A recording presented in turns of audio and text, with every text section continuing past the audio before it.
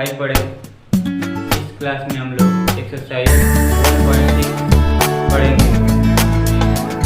इसमें है घातांक। हेलो स्टूडेंट, पिछले क्लास में नंबर सिस्टम में एक्सरसाइज 1.5 पढ़े। इस क्लास में हम लोग एक्सरसाइज 1.6 पढ़ेंगे। इसमें है घातांक।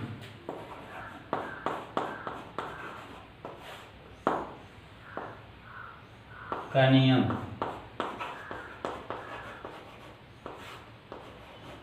घातांक का नियम क्या होता है?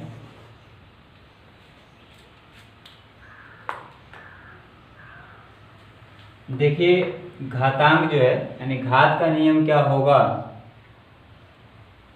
इसमें कुछ चीज़ें हम जान लेते हैं। जैसे किसी भी संख्या का घात अगर 0 है तो उसका मान क्या होता है? 1। किसी संख्या का घात अगर 0 है तो उसका मान सदैव 1 होता है, यह याद रखना होगा। अगर किसी संख्या का घात, दो संख्याओं को घात के रूप में संख्याएं हैं, उसका गुणा करना है। जैसे यह a⁴m और a⁴m, तो इसका जो घात है गुणा किया जाएगा तो a⁴m + n। ठीक है, यानी घातांक का नियम क्या होगा? यदि आधार समान है, ठीक है, आधार समान है तो गुणा में घात क्या होगा? जुड़ जाएगा। जैसे 2 का घात 20 और 2 का घात 19। अब ये गुणा करना है तो ये कैसे कर सकते हैं? 2 का घात 20 और धन 19, यानी यह देखो आधार समान है तो घात क्या होगा? जुड़ जाएगा। तो 2 का घात कितना हो जाएगा? 39। ठीक है, यह हो जा रहा है। अब देखिए, यानी आधार समान है तो घात क्या करते हैं? जोड़ देते हैं। आधार समान है, यदि आधार समान है यानी घातांकों का भाग करते हैं, तो आधार समान है तो घात क्या होता है? घट जाता है, a⁴m - n। जैसे यह देखिए, जैसे ये जो लिया गया है 2 का घात 20 है, 2⁻19, इसका भाग करेंगे तो यहाँ क्या लिखा जाएगा? ये 2 है तो लिख लिया जाएगा आधार को, और घात को क्या करेंगे? 20 - 19, इसे घट जाएगा तो 2 का घात 1 अर्थात 2 होगा।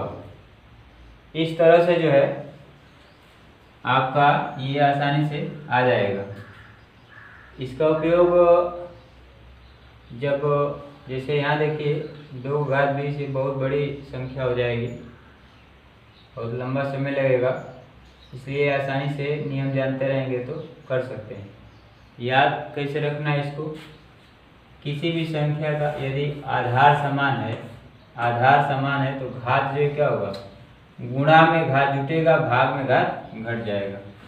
ठीक है, इसी तरह से अगर मान लीजिए दो संख्याएं हैं, जैसे मान लीजिए a⁴m है और b⁴m है, ठीक है, तो a और b है तो इसको a × b⁴m लिख सकते हैं। यानी आधार, अगर आधार समान, घात समान है तो आधार का गुणा कर सकते हैं और उसका घात m लिख सकते हैं। ठीक है, तो एक तो यह हो जाएगा, एक यह हो जा रहा है आपका, यह हो गया। इसी तरह से जो है a/m और b/m है, आधार समान नहीं है तो इसको क्या लिख सकते हैं? a/b, यानी एक आधार का भाग कर देंगे और घात को ऐसे लिख लेंगे। ठीक है, लेकिन यदि a⁴m × b⁴n है तो इसका मल्टीप्लाई जो है इस मेथड से नहीं होगा। ठीक है, इसका मल्टीप्लाई इस मेथड से इज नॉट इक्वल टू, इसके बराबर यह जो है नहीं होगा, अर्थात ये मेथड अप्लाई नहीं होगा। ये कंडीशनल है, यही होगा तभी होगा, यानी आधार समान होगा तब घात जो है गुणा में घात जोड़ेंगे, भाग में घात हटाएंगे घटाएंगे, और यदि घात समान है तो आधार का गुणा कर देंगे या आधार का भाग कर देंगे। ठीक है, भाग करना होगा तो यह रूल है। यह किसी संख्या का घात 1 है तो उसका मान ले, जैसे मान लो 100 है, इसका घात 0 लिख दिए। ठीक है, तो इसका मान क्या होगा 1।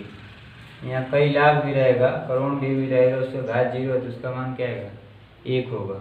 इसके अलावा आप देखिए, यदि कोई संख्या यदि ऐसे है कि a³ है या a⁻m है, यम कुछ भी हो सकता है, धनात्मक भी हो सकता है, ऋणात्मक भी हो सकता है। ठीक है, यानी 0 भी हो सकता है। तो हम कह सकते हैं धनात्मक, ऋणात्मक और 0 संख्याओं को क्या हम लोग कहते हैं इंटीजर। शुरू में पढ़ चुके हैं, यानी इसका घात जो है यम एक इंटीजर होगा, पूर्णांक होगा। तो 1 घात यम है तो इसको 1/1 घात -m, यानी पॉजिटिव इंटीजर है तो नेगेटिव इंटीजर, नेगेटिव इंटीजर है तो पॉजिटिव इंटीजर होगा। या इसको a⁻m है तो 1/a⁻m होगा, यानी ये घात का जो चिन्ह है वो बदल जा रहा है।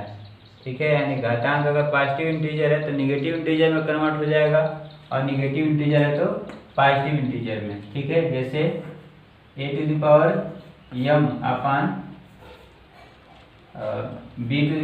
है तो इसको हम लिख सकते हैं b⁻n इस तरह से। ठीक है, अब यहाँ क्या किया जा सकता है, अब यहाँ पे देखिए सवाल कैसे लगाएंगे आप।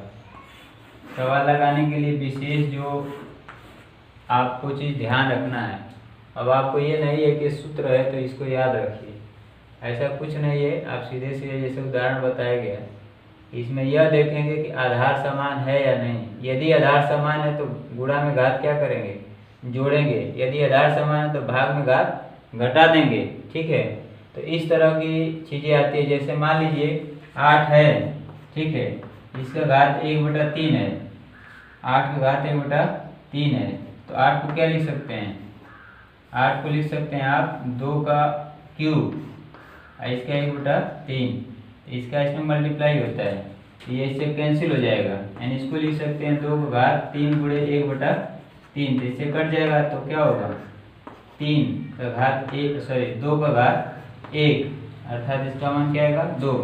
इसी को हम लोग घनमूल भी कहते हैं कि 8 का घनमूल कैसे होगा। ठीक है, तो इस फॉर्म में भी लिखते हैं, इस फॉर्म में भी लिखते हैं, दोनों एक ही चीज़ है। ठीक, अब देखिए इससे क्या निष्कर्ष निकला कि यदि a⁻ मान लीजिए m है और इसका घात n है, ठीक है, इसका घात भी कुछ है, इन सबका क्या करेंगे मल्टीप्लाई, a⁻m × n, यानी a⁻mn। ठीक है, इन सभी का मल्टीप्लाई, या a⁻m⁴n, इसका घात m, तो a⁻p, तो a⁻m × n × p, तो यह हो जाएगा a⁻mn p। यह जो है आ जाएगा कंडीशन, यह आपको याद रखना होगा। ठीक है, इसके आधार पे आप सवाल लगा सकते हैं, आपको ये एक कई उदाहरण बता दिएगा, ये बता दिएगा, यह बता दिएगा। इसी तरह का प्रश्न रहेगा, बहुत छोटा सा प्रश्नावली जो है इसके आधार पे आप लगाएंगे। प्रश्नावली 1.6, और यह प्रश्नावली 1.6 जो है इस नंबर सिस्टम का, ठीक है, लास्ट प्रश्नावली है। इस तरह से आपका नंबर सिस्टम चैप्टर समाप्त होता है। इसको मेहनत से रिवाइज करिए। अगले क्लास में हम लोग एक नए चैप्टर के साथ मिलेंगे। धन्यवाद।